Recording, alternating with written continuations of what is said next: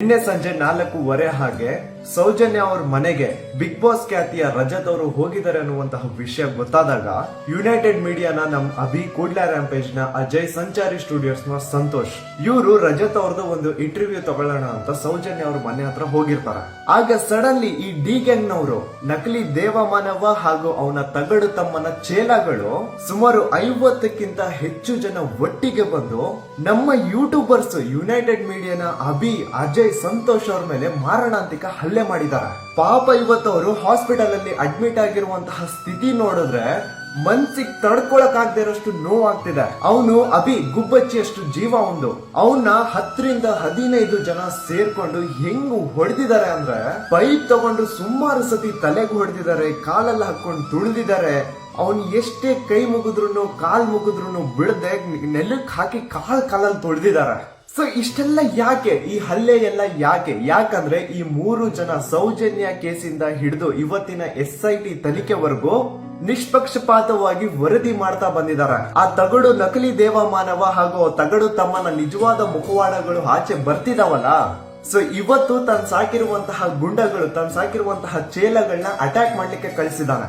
ಇನ್ನು ಆ ಸುವರ್ಣ ನ್ಯೂಸ್ ನ ಬಾಂಡ್ಲಿ ತಲೆ ಅಜಿತ್ ಜೈನ್ ಯೂಟ್ಯೂಬರ್ಸ್ ಮೇಲೆ ಆಗಿರುವಂತಹ ಹಲ್ಲೆನ ತಿರುಗಿಸಿ ಸುವರ್ಣ ನ್ಯೂಸ್ ನ ಪತ್ರಕರ್ತರ ಮೇಲೆ ಹಲ್ಲೆ ಆಗಿದೆ ಅಂತ ಸುಳ್ಳು ಸುದ್ದಿನ ಬೊಗಳ್ತಾ ಇದ್ದಾನೆ. ಬಾಂಡ್ಲಿ ತಲೆ ಅಜಿತ್ ಜೈನ್, ನಾಚಿಕೆ ಆಗ್ಬೇಕು ನಿನ್ ಜನ್ಮಕ್ಕೆ. ಎಷ್ಟು ಸುಳ್ಳು ಬೊಗಳ್ತೀಯ, ಇನ್ನು ಎಷ್ಟು ವಿಷ ತುಂಬಿಕೊಂಡಿದ್ಯಾ ನೀನು. ನಿಮ್ ಚಾನಲ್ ನ ನ್ಯೂಸ್ ರಿಪೋರ್ಟರ್ಸ್ ಗೆ ಯಾರು ಹೊಡೆದೇ ಇಲ್ಲ, ಅವ್ರ ಮೇಲೆ ಒಂದು ಗಾಯ ಅಲ್ಲ, ಒಂದ್ ಚಿಕ್ಕ ಸ್ಕ್ರಾಚ್ ಕೂಡ ಇಲ್ಲ. ಇದನ್ನ ನಾನಲ್ಲ, ಹಾಸ್ಪಿಟಲ್ ನ ಮೆಡಿಕಲ್ ರಿಪೋರ್ಟ್ ಹೇಳ್ತಾ ಇದೆ.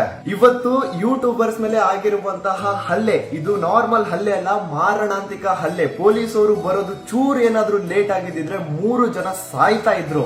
ಹಾಗಂತ ಪೊಲೀಸ್ ಅವರು ಸ್ಪಾಟ್ ಬಂದ ತಕ್ಷಣ ಏನ್ ಸಿಚುವೇಶನ್ ಎಲ್ಲ ಕಂಟ್ರೋಲ್ ಅಲ್ಲಿ ಬಂದಿಲ್ಲ. ಪೊಲೀಸ್ ಅವ್ರ ಮೇಲೇನು ಆ ಡಿ ಗ್ಯಾಂಗ್ ಅವರು ಹಲ್ಲೆ ಮಾಡಿದ್ದಾರೆ, ಕಲ್ ತೂರಾಟ ಮಾಡಿದ್ದಾರೆ, ಅಲ್ಲಿದ್ದಂತಹ ಎಷ್ಟೋ ವೆಹಿಕಲ್ಸ್ ನ ಡ್ಯಾಮೇಜ್ ಮಾಡಿದ್ದಾರೆ. ಲಿಟ್ರಲಿ ಗೂಂಡಗಳಿಗಿಂತನೂ ವರ್ಸ್ಟ್ ಬಿಹೇವಿಯರ್. ಈ ಡಿ ಗ್ಯಾಂಗ್ ನವರು ಅನ್ಹ್ಯೂಮನ್ ಆಗಿ ಬಿಹೇವ್ ಮಾಡಬಹುದು, ದೇವಸ್ಥಾನಕ್ಕೆ ಬರುವಂತಹ ಭಕ್ತಾದಿಗಳಿಗೆ ಹೊಡಿಬಹುದು, ಅದೇನು ತೊಂದರೆ ಆಗಲ್ಲ. ಆದ್ರೆ ನಾವುಗಳು ಯಾರಾದ್ರೂ ನ್ಯಾಯದ ಪರ ಧ್ವನಿ ಎತ್ಬಿಟ್ರೆ ದೇವಸ್ಥಾನನ ಮುಂದೆ ತರ್ತಾರೆ, ಕ್ಷೇತ್ರಕ್ಕೆ ಅಪಮಾನ ಮಾಡ್ತಿದ್ದಾರೆ, ಅಪಪ್ರಚಾರ ಮಾಡ್ತಿದ್ದಾರೆ ಅಂತ ಟೀಕೆಗಳು ಮಾಡ್ತಾರೆ. ನೋಡಿ, ಒಂದು ಅರ್ಥ ಮಾಡ್ಕೊಳ್ಳಿ, ಇದೆಲ್ಲಾನು SIT ತನಿಖೆನ ನಿಲ್ಲಿಸಬೇಕು ಅಂತ ಆ ನಕಲಿ ದೇವಮಾನವ ಹಾಗೂ ಅವನು ತಗಡು ತಮ್ಮ ನಡೆಸ್ತಿರುವಂತಹ ಪ್ಲಾನಿಂಗ್. SIT ತನಿಖೆ ತುಂಬಾ ಒಳ್ಳೇದಾಗಿ ನಡೀತಾ ಇದೆ. ಸತ್ಯ ಹೊರಗ್ ಬಂದೇ ಬರುತ್ತೆ. ಆ ಸತ್ಯ ಹೊರಗ್ ಬರ್ಬಾರ್ದು ಅಂತ ಈ ನಕಲಿ ದೇವಮಾನವ ಹಾಗೂ ಅವನು ತಗಡು ತಮ್ಮ ಈ ಪ್ಲಾನಿಂಗ್ ನ ನಡೆಸ್ತಾ ಇರೋದು. ಸೊ ಈಗ್ಲಾದ್ರೂ ಜನ ಅರ್ಥ ಮಾಡ್ಕೋಬೇಕು, ಇಲ್ಲಿ ಯಾರು ನ್ಯಾಯದ ಪರ ಇದ್ದಾರೆ, ಯಾರು ಅನ್ಯಾಯದ ಪರ ಇದ್ದಾರೆ ಅಂತ.